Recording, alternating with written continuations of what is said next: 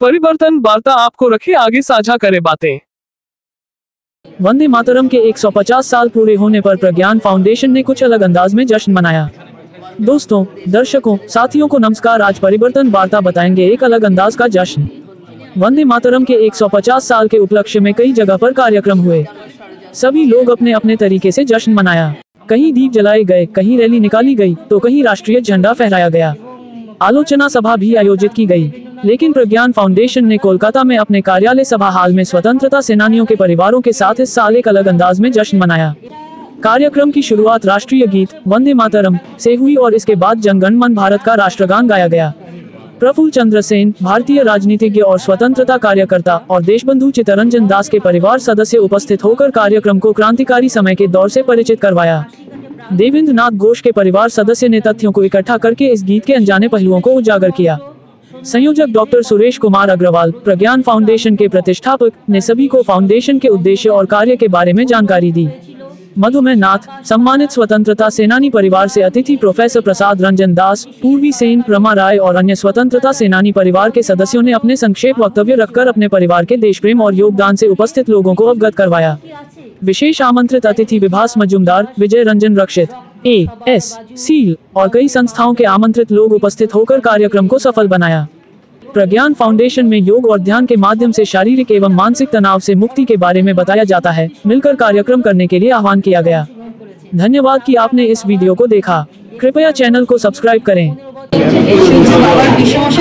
আজকে বন্দে মাতরমকে স্মরণ করতে পেরে, বন্দে মাতরম 150 বছরের স্মরণ করে আমরা বিপ্লবী পরিবারের প্রত্যেককে আমার বাবার নাম প্রফুল্ল কুমার সেন, বিশ্ববিদ্যালয় ষড়যন্ত্র মামলার। আমার নাম রমা রায়। আমাদের পুরো পরিবারটাই বিপ্লবী এবং প্রধান যে বিপ্লবী সে আমার দাদু দেবেন্দ্রনাথ ঘোষ। দীর্ঘ 27 বছর এই উপমহাদেশের প্রায় সবকটি কারাগারি সে কারাভোগ করেছেন। এটা নিয়ে আমি একটু কবিতার ভাষায় বলি, কারণ কবিতা লিখতে ভালোবাসি। এটা রাত 12টার সময় আমি লিখলাম, মানে আমার নিজের লেখা। রাত 12টার সময় লিখলাম। বন্দে মাতরম এই বীজ মন্ত্র নিয়ে শত শত তরুণ তরুণী ফাঁসি কাটে প্রাণ দিয়েছিল দেশ মাতৃকার মুক্তি সাধনায়। ঋষি বঙ্কিমের সিদ্ধ মন্ত্র সন্ন্যাসী বিদ্রোহের পটভূমিকায় রচিত করেছিল আনন্দ মঠ। তার দেশ জননীর বন্দনা গীতে অনুরণিত হয়েছিল এই দেশের আকাশ বাতাস, প্রতিটি তরুণ প্রাণ গেয়েছিল এই গান। ব্রিটিশের কারাগারে অকথ্য অত্যাচারে বন্দে মাতরম আগুনের জোয়ার। একটি গানের মন্ত্র দিয়ে পৃথিবীর কোথাও কি আছে আত্মত্যাগের এই বিরাট ইতিহাস। রক্তে সবার বাজু বন্দে মাতরম বিপ্লবী কণ্ঠের এই গান। এবং এই ভারতীয় উপমহাদেশের সমস্ত বিপ্লবী আন্দোলন, পরবর্তীকালে মানুষের মুক্তি সংগ্রামের আন্দোলন যাবতীয়তে অংশগ্রহণ করেছেন। তারপর আমার বাবা বিপ্লবী দেবকুমার ঘোষ, ইনিও দীর্ঘ 15 বছর উপমহাদেশের অনেক জায়গায় অনেক আন্দোলনে অংশগ্রহণ করেছেন। তারা সমাজ সেবাতেও অগ্রণী ভূমিকা পালন করেছেন।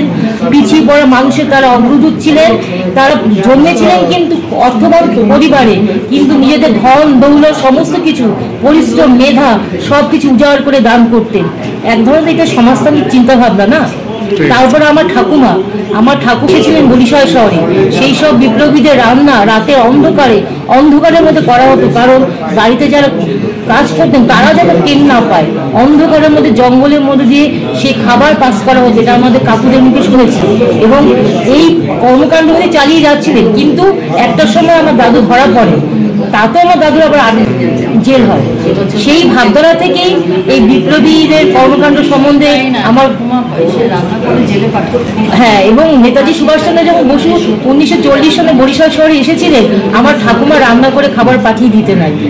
এবং বিপ্লবীদের মানে আমি শুনেছি বিপ্লবী সতীন সেন, সে একটুখানি খুব ভালো খাবার নাহলে খেতে পারতেন না। একমাত্র আমার ঠাকুমার খাবারটাই নাকি উনি খেতেন। এরকম ভাবে লেখাটা বাড়ির পরিবেশটাই ছিল এরকম, যার জন্য কিছুটা ভাবধারা মানে ওই যে কনসেপ্ট তার সম্বন্ধে যে আনুগত্য, ভালো লাগা, ভালোবাসা তৈরি হয়েছে। আমাদের ভারতবর্ষ স্বাধীনতা লগ্নে যে বিপ্লবীরা আত্মত্যাগ করেছিলেন সকলকে সেই যোগ্য সম্মান দেওয়া হয়নি। এটা আমাদের ব্যর্থতা। যারা সত্যি আমাদের দেশকে স্বাধীন করেছেন সেই সংগ্রামী বিপ্লবী মানুষদের প্রতি শ্রদ্ধায় আমরা তাদের স্মরণ করব, তাদের নীতি অনুযায়ী চলব এবং সাহস, মেধা এবং সব মিলিয়ে একটা সুস্থ জাতির প্রথম কথা যদি হয়ে থাকে নীতি, তার শেষ কথা হয়ে যায় রুচি। এখন নীতিও নিম্নগামী, রুচিও নিম্নগামী, যেটা হওয়া সেটা তুলতে গেলে আমাদের সেই বিপ্লবীদের দেখানো পথে হাঁটতে হবে, যারা দেশটাকে শক্তিশালী চেয়েছিলেন। নমস্কার। देखिए, मेरा ये कहना है कि वंदे मातरम कोई गीत या गान नहीं है। वंदे मातरम एक मंत्र है, जिस मंत्र के माध्यम से हमारे देश को स्वाधीनता में बहुत बड़ी मदद मिली। और आज के इस प्रोग्राम में 150 वर्ष के उपलक्ष्य में हम लोगों ने कुछ ऐसे स्वतंत्रता सेनानी परिवार के लोगों को बुलाया था, उनको लोगों ने सम्मानित भी किया, जिनके परिवार ने बलिदान दिया, जिनके परिवार का बहुत बड़ा योगदान रहा हमारे देश के स्वाधीनता आंदोलन में। जैसे चित्तरंजन दास का नाम कौन नहीं जानता, उनके पोते आज यहाँ प्रेजेंट थे, प्रसाद रंजन जी। इसके अलावा और भी कई लोग थे, अभी यहाँ गीता सिन्हा जी बैठी हैं, उनके परिवार के लोग भी स्वाधीनता आंदोलन में पार्टिसिपेट किए थे। तो उन लोगों को सम्मान देना था। तो और इसके साथ साथ हमारे भारतीय स्वाधीनता आंदोलन के विषय में लोगों को अवगत करवाना था। और इस स्वाधीनता आंदोलन में वंदे मातरम मंत्र का क्या योगदान था, कैसे इसकी उत्पत्ति हुई और कैसे इसका विस्तार हुआ और कैसे इसका प्रभाव सारे भारत में फैला, इसके बारे में चर्चा हुई, जिसमें कई गणमान्य अतिथि आज उपस्थित थे जो अपने विचार प्रस्तुत किए। ये बहुत ही वितर्कित प्रश्न है ये। हम लोग वंदे मातरम का मीनिंग समझते हैं कि हम अपनी जन्मभूमि, जो हमारी मातृभूमि है, मातृभूमि की वंदना करते हैं, पूजा करते हैं, उनके उपासक है। मीनिंग इसका यही है। लेकिन अन्य धर्मों में, कई धर्मों में ऐसा है कि जो एक ही भगवान को मानते हैं, वो भगवान के अलावा और किसी आगे झुकते नहीं है, ना उनकी वंदना करते हैं। तो उस सेंस को अगर देखा जाए तो वो इस चीज का विरोध in the sense, literally sense में उनका विरोध कर रहे हैं। लेकिन ऐसा नहीं है कि जो लोग इसका विरोध कर रहे हैं वो भारत को नहीं मानते हैं, वो भी भारत के नागरिक हैं, उनको भी समान अधिकार है। जैसे कि मुस्लिम समाज कहते हैं उनके लिए अल्लाह ही सब कुछ है, वो झुकते हैं तो केवल अल्लाह के सामने। तो वो लोग भी ऐसा नहीं है कि हमारे भारत के अगेंस्ट में है, भारत को हम वंदना करते हैं तो ही हम भारत की प्रशंसा कर सकेंगे, भारत के नागरिक हैं, ऐसी बात नहीं है। उस भारत माता के, भारत के जो नियम है, भारत के जो कानून है, उसको मानते हैं। हम भी भारत के उन्नति में समान रूप से सहयोग करते हैं। और उनका कहना है कि मातृवतन मतलब वतन की जय हो, वतन आगे बढ़े, ये उनका भी ख्याल है। लेकिन वर्ल्ड का केवल खेल है, तो इस वर्ल्ड के खेल में नहीं पढ़ करके हम लोगों को देश की उन्नति के बारे में सोचना चाहिए। हम जिस लैंग्वेज में भी, जिस भाषा में भी, जिस वर्ड को यूज करके करें, लेकिन हमारा उद्देश्य होना चाहिए कि हमारा देश आगे बढ़े, देश का सुनाम हो, देश की उन्नति में हम सभी का हाथ हो। ये बहुत अच्छी बात है। कोई अगर इस चीज को आविष्कार किया है, कोई चीज को प्रथम बार लिखा है, तो बहुत अच्छी बात है। सन्यासी के मुंह से ठीक है, सन्यासी लिखे हैं, ठीक है, सन्यासी भी बहुत तरह के सन्यासी हैं। ऐसा नहीं कि कोई एक सन्यासी लिख दिया तो वो चीज पूरा पत्थर की लकीर बन गई, ऐसा भी नहीं है। क्योंकि हर आदमी का अपना अपना मत है। जैसे फिलोसॉफी है, अपना ईस्टर्न फिलोसॉफी है, वेस्टर्न फिलोसॉफी है। ईस्टर्न फिलोसॉफी में भी हमारे देश में 6 तरह के दर्शन है, सब दर्शन है। तो एक ही चीज को मानना पड़ेगा, ऐसी कोई बात नहीं है। हमको सबको लेके चलना है, सबके विचारों को संग्रहित करना है। तो उस हिसाब से अगर देखा जाए, ये अपने आप में अच्छी चीज है। लेकिन कोई इसका विरोध करता है, कोई उसको नहीं मानता है, तो उसको दूसरे रूप में मानता है। वो इसका मतलब ये नहीं कि वो देश विरोधी हो गया। देश की उन्नति में उसका योगदान है कि नहीं, वो पर्टिकुलर एक वर्ड बोलने से ही वो देश का होगा और अदरवाइज नहीं होगा, मेरी ऐसी मानना नहीं है। तो वंदे मातरम, जैसा मैंने पहले भी कहा, एक मंत्र है। हम अपने मातृभूमि के प्रति समर्पित हो, मातृभूमि के उन्नति के लिए काम करें। कोई ऐसा कार्य नहीं करें जो हमारे देश के कानून के खिलाफ हो, जो हमारे देश को बदनाम करता हो। यही हमारी सच्ची भावना होनी चाहिए। जैसे कि एक माता के प्रति हमारा कर्तव्य होता है कि माता का जो निंदा है कोई नहीं सुन सकता, माता का अपमान कोई नहीं सह सकता। वैसे ही हम भी अपने देश का अपमान नहीं सह सकते। देश को आगे ले जाने में हमें अपना पूरा सहयोग करना चाहिए। और जो भी लोग सहयोग कर रहे हैं, वो वंदे मातरम बोले या न बोले, इससे कोई फर्क नहीं पड़ता कि एक वर्ड के बोलने से ही हम माने देशभक्त हैं और नहीं है तो नहीं, ऐसी बात नहीं है। हम देश के उन्नति में योगदान करते हैं तो हम भी उतने ही भारतीय हैं जितना कोई दूसरा वंदे मातरम बोल रहा है। एक गीत नहीं है, वंदे मातरम एक मंत्र है। जैसे हम भी बोलती है, कई तरह की शक्ति मिलती है। कोई आर्थिक कारण से करते हैं, कोई अपने लोग के अभिनंदन के साथ मैं आपको फिर से धन्यवाद ज्ञापन करता हूँ आपको बुलाने के लिए। और आशा करता हूँ, आशा पूरी आपका आभार যেগুলো পদ্ধতি আমাদের ভারতীয় চিকিৎসা পদ্ধতি কিংবা ট্রেডিশনাল যে চিকিৎসা পদ্ধতি যেগুলোর উপরে আলোচনা হয়, এখানে বিভিন্ন রকম ট্রেনিং হয় প্রজ্ঞান ফাউন্ডেশনের আন্ডারে। পশ্চিমবঙ্গের প্রথম পিরামিড এই ধ্যানের ইফেক্টটা 10 টাইমস হয়। 10 মিনিট করলে আপনি মানে 100 মিনিটের ইফেক্ট আপনারা সবাই পান। পিরামিড অবশ্যই ভিজিট করবেন। এটা পশ্চিমবঙ্গের প্রথম পিরামিড। সেকেন্ড পিরামিড তৈরি হয়েছিল রবীন্দ্র সরোবরে, সেখানেও আমরা প্রজ্ঞান ফাউন্ডেশন থেকে পরিণত হয়েছিলাম।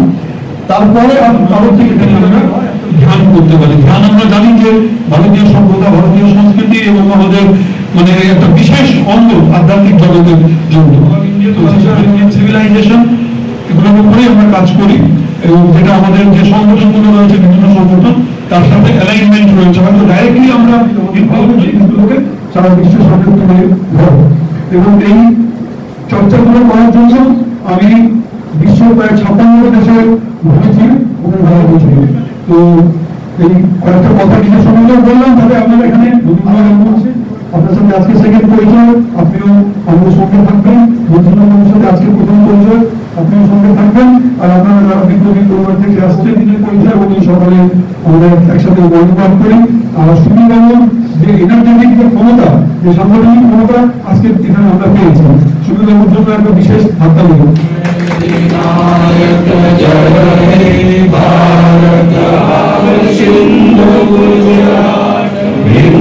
हिमाचल जमुना गंगा उज्जल जलधि तरंगा तब शुभ शुभाशिष मांगे गाहे तब जय गाहे जय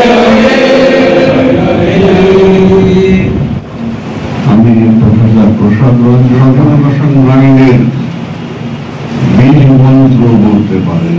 বন্দে মাতরম 150 বছর পূর্তি উপলক্ষে যে অনুষ্ঠান হচ্ছে, সেখানে উদ্যোক্তা এবং যারা উপস্থিত হয়েছেন তাদের প্রত্যেকে, আমি স্বাধীনতা সংগ্রামী পরিবারে জন্ম হওয়া, এই বাড়ির খুব কাছে আমাদের আগে বাড়ি ছিল, যেটি এখন হাসপাতাল হয়েছে। আমাদের ঘন্টার সঙ্গে আপনারা এই বাড়ি থেকেও শুনতে পাবেন। আমার